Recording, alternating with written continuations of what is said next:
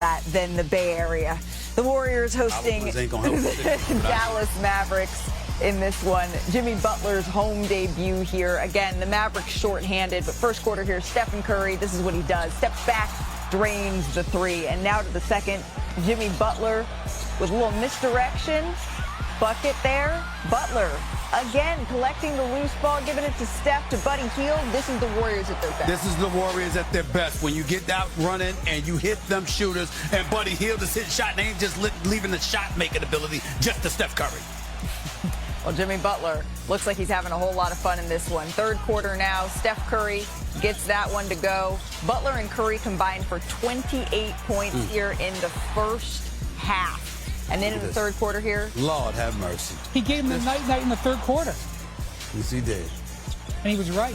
Steph Curry, once again, Golden State gets the win here. Let's take a listen to Steph on life after the Jimmy Butler trade. Just trying to develop an identity with this team after the trade, and everybody's trying to figure out their role. We're playing hard, playing with a high level of IQ. You understand what we're trying to do on both ends of the floor. After that ugly first 3 minutes, we settled in, and the ball is moving.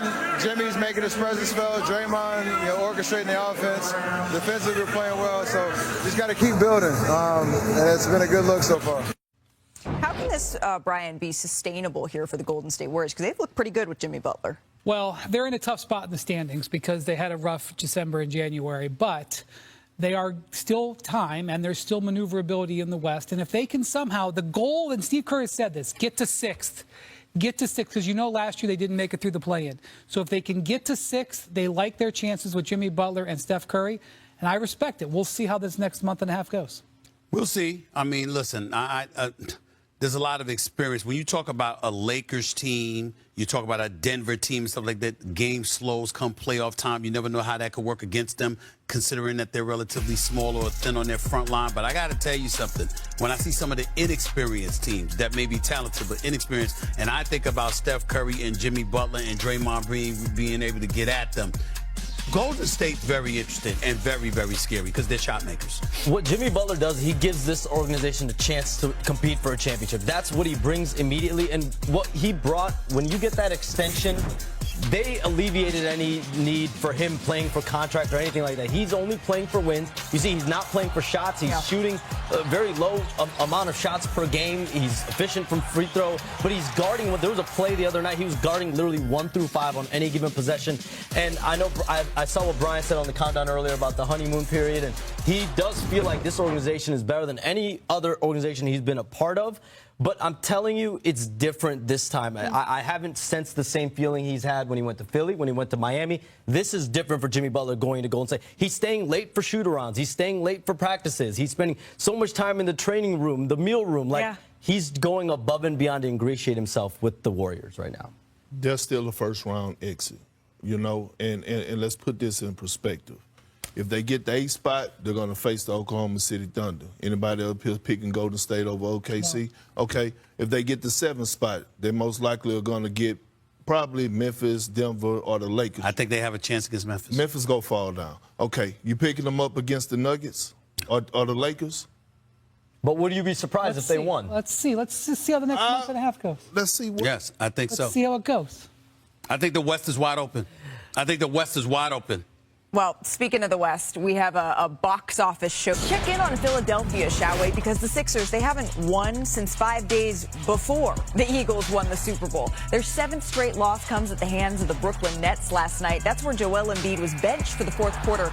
And earlier today, head coach Nick Nurse, he spoke about the health of their big man.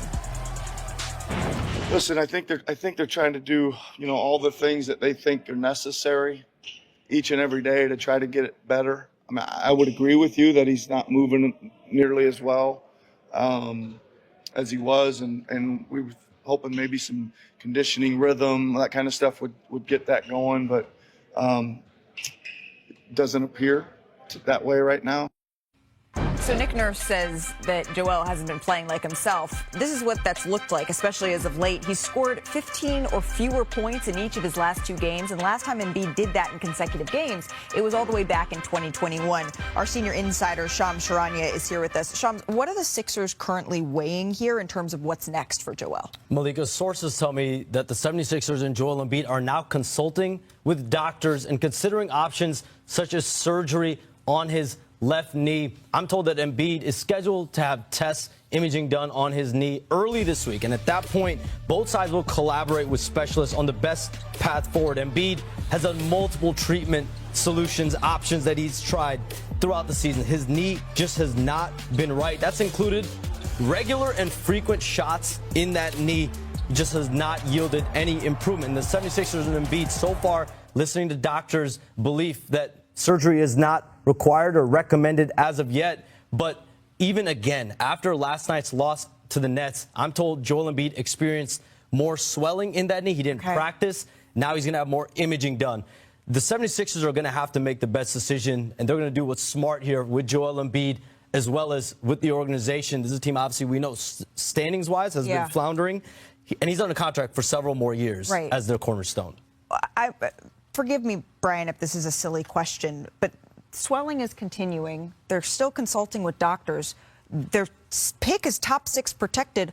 What the heck are the 76ers waiting for? Well, look, I can't speak to exactly his knee health, but I can say that they've got 4 years and a $250 million left that they owe him. And so they need to make sure that he's taken care of the best way possible. That's number one. Number two, when you look at the standings, you have to have an honest assessment of the situation. Their pick is top 6 protected, which means if the pick is 7 or higher, it goes to Oklahoma City. If it's 6 or lower, they keep it. Now, this gets complicated. So if they have the 7th percentage chance of in the lottery, if they go in with the 7th worst record, they have a 65% chance of losing their pick.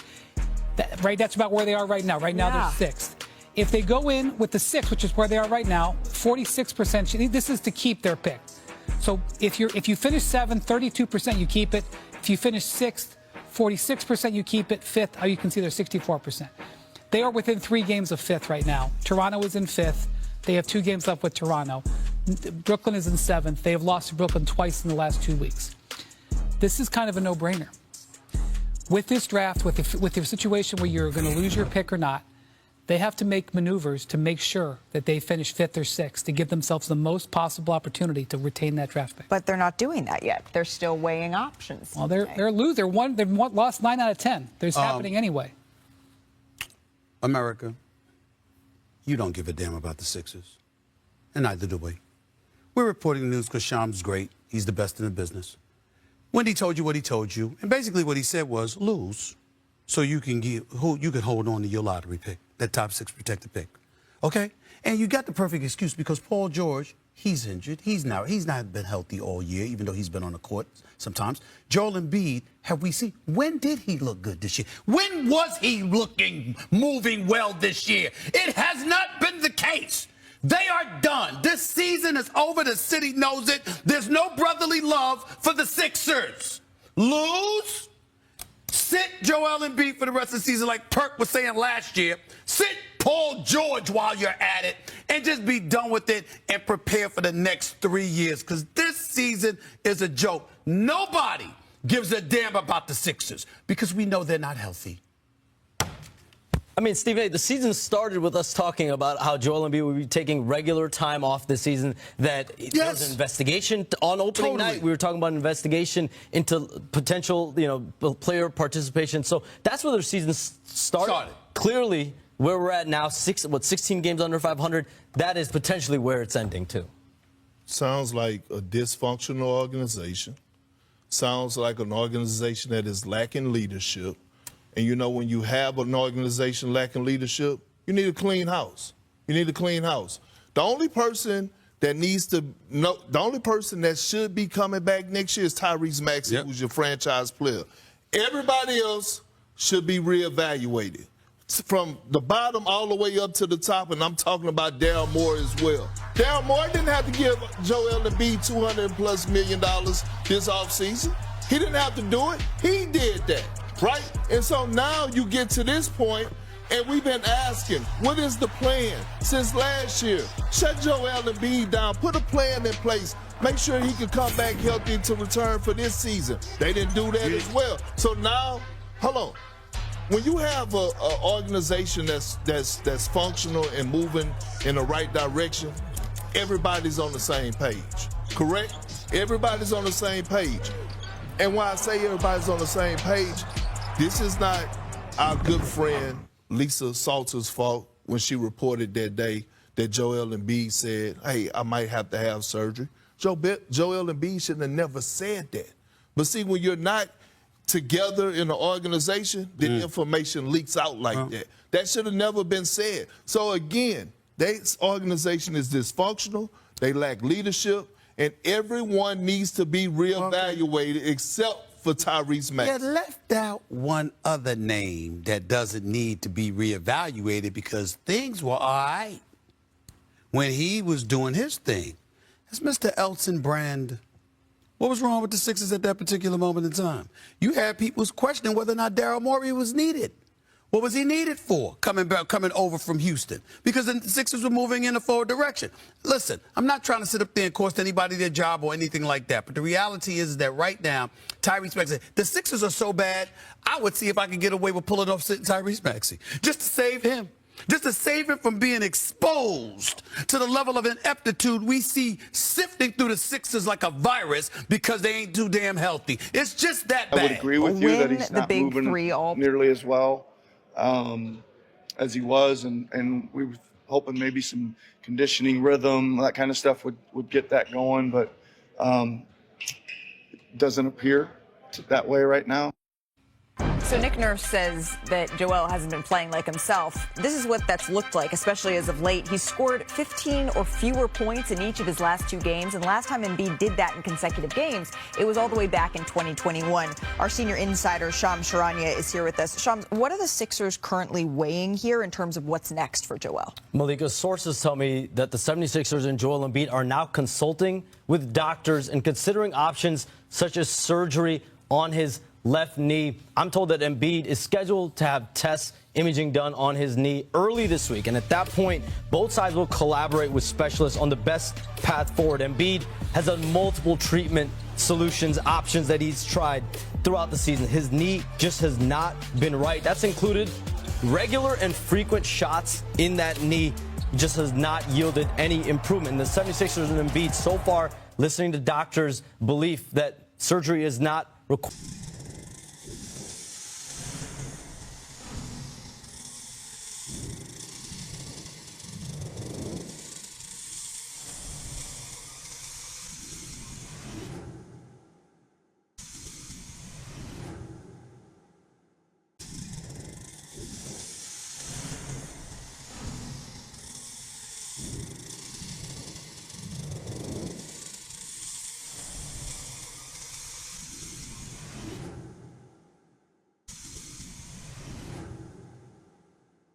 The Golden State Warriors welcomed the Dallas Mavericks to the Bay Area for what promised to be a high-energy matchup, and while Dallas came into this one short-handed, the stage was set for an electrifying showdown. The spotlight, however, wasn't just on Stephen Curry. This was also Jimmy Butler's highly anticipated home debut, adding another layer of intrigue to an already compelling contest. From the opening tip, Curry wasted no time reminding everyone why he's the greatest shooter the game has ever seen.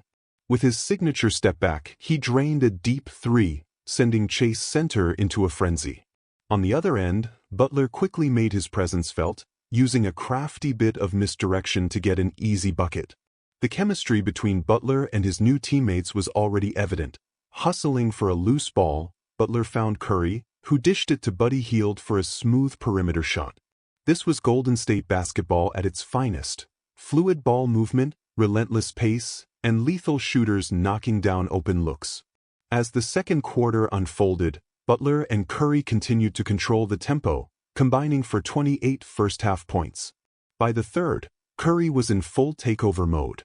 With the Mavericks struggling to keep up, he pulled up for yet another dagger 3, turned to the bench, and delivered his signature night-night celebration before the ball even hit the net. The crowd erupted. This was the Warriors re-establishing their identity, one possession at a time. After the game, Curry spoke candidly about the team's evolution following the trade that brought Butler to the Bay. "We're just trying to develop an identity," Curry said. "Everybody's figuring out their role, playing hard, playing with a high IQ, understanding what we need to do on both ends. After those first 3 ugly minutes, we settled in. The ball was moving, Jimmy was making his presence felt, Draymond was orchestrating the offense, and defensively, we were locked in. But the question remains, can this version of the Warriors sustain this level of play and make a serious run in the Western Conference?" After a rough stretch through December and January, Golden State finds itself in a precarious position in the standings. Head coach Steve Kerr has made it clear, getting to the 6th seed is the goal. The Warriors know all too well the dangers of the play-in tournament after last season's struggles, and if they can climb to that coveted 6th spot, their chances in the postseason drastically improve. With Curry, Butler, and Draymond Green leading the charge, this team believes in its ability to contend. The Western Conference is a battlefield. The Lakers, the Nuggets, the Thunder all have the experience, talent, or both to make deep runs. And while Golden State may be undersized, what they lack in frontcourt depth, they more than make up for in shot-making and championship pedigree. Butler's arrival instantly injects this team with the kind of toughness and two-way excellence that could be the difference in a tight playoff series. He isn't playing for stats or contracts, he's playing for wins. His impact goes beyond the box score, guarding 1 through 5 on any given possession, setting the tone defensively, and embracing the Warriors' culture in a way that feels different from his stints in Philadelphia and Miami. This is a new chapter for Butler, and he's all in. He's staying late for extra shooting sessions, putting in the work in the film room, and integrating himself into a system that demands unselfishness and precision. But even with all these positives, the reality is clear: Golden State is still facing an uphill battle. If they land in the 8th seed, they'll likely face Oklahoma City. 7th? That could mean a matchup against Memphis, Denver, or the Lakers. The road to another championship will be anything but easy. Shifting gears to the Eastern Conference, the Philadelphia 76ers are facing a crisis of their own. Once considered a legitimate contender, they've now dropped 7 straight games, their latest defeat coming at the hands of the Brooklyn Nets. The biggest concern? Joel Embiid. The reigning MVP hasn't looked like himself, scoring 15 or fewer points in consecutive games for the first time since 2021. Head coach Nick Nurse acknowledged the struggles, saying, "He's not moving nearly as well as he was, and we were hoping conditioning and rhythm would help, but it's not looking that way right now." Now, the Sixers are weighing their options. According to team sources, Embiid and the organization are consulting specialists and considering surgery on his left knee. The big man has undergone multiple treatments this season, including frequent injections, but the swelling persists. With further imaging scheduled this week, Philadelphia faces a franchise-altering decision: shut Embiid down and focus on the long term, or risk further damage in pursuit of a season that is slipping away. Financially and strategically, the Sixers have to think ahead. Embiid is under contract for 4 more years at over $250 million, and their first-round draft pick is top 6 protected, meaning if they finish with the 7th worst record or better, they risk losing it to Oklahoma City. Right now, they're teetering on that edge. If they finish 6th worst, there's a 46% chance they keep the pick. If they drop to 7th, that number plummets to 32%. Given their trajectory, the front office must decide whether tanking is the smartest play. Stephen Smith didn't hold back when discussing the situation. "America, you don't care about the Sixers, and neither do we right now. Their season is done. Shut Embiid down, shut Paul George down while you're at it, and prepare for the next 3 years. This is a joke. They're not healthy, and they're not a threat." It's a sentiment echoed across NBA circles. This season started with questions about Embiid's availability, and now it's ending with questions about the organization's future. Tyrese Maxey remains the lone bright spot, but beyond him, there's little reason for optimism. Daryl Morey's long-term plan remains unclear, and the dysfunction within the franchise is impossible to ignore. Philadelphia, once a team with championship aspirations, now finds itself in basketball purgatory, too broken to contend, too talented to bottom out completely. As the trade deadline looms and the Sixers continue to stumble, one thing is clear: changes are coming, whether they like it or not. Back in the West, the Warriors are trending in the opposite direction. With a month and a half left in the regular season, the battle for playoff positioning is about to reach a fever pitch. Can Golden State make one final push and emerge as a legitimate threat? With Curry and Butler leading the way, the answer might just be yes.